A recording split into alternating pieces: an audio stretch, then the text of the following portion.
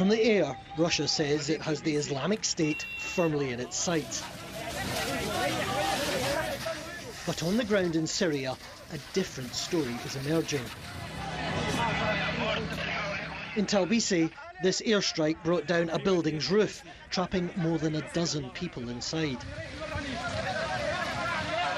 Locals say the town's bread committee met here. The bombs brought havoc to this residential neighbourhood. Pulled from the gloom and covered in dirt was Ayad.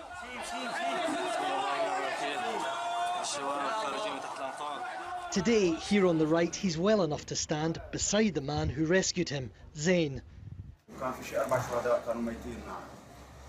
It was a massive explosion. It took us 5 minutes to get into the building. We found people lying under the rubble, their hands sticking out. We started saving the living. There were about 10 people and 4 were already dead. It's the Free Syrian Army who are in control here, not the Islamic State. The people in Talbisi have grown used to war, but yesterday was different. It was terrifying, and the destruction was one of a kind compared to what we've seen over the course of the last 4 years. This is the first time we witnessed such airstrikes. Whole residential neighborhoods devastated completely.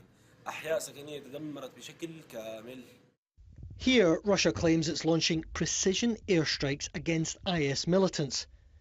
But this bomb landed on a frontline Free Syrian Army outpost. The men here have been supported by the United States. The Russians' claim of hitting IS groups is false. There is no IS presence in the whole of Hamas' northern countryside. All they've targeted are the front lines between the Syrian regime and FSA positions and personnel. The Russians are not here to fight terrorism, but support terrorism in the form of Bashar Assad's regime. So who is the enemy here? Russia, like President Assad, doesn't distinguish between Syria's various rebel groups, but it says the Free Syrian Army is not its target.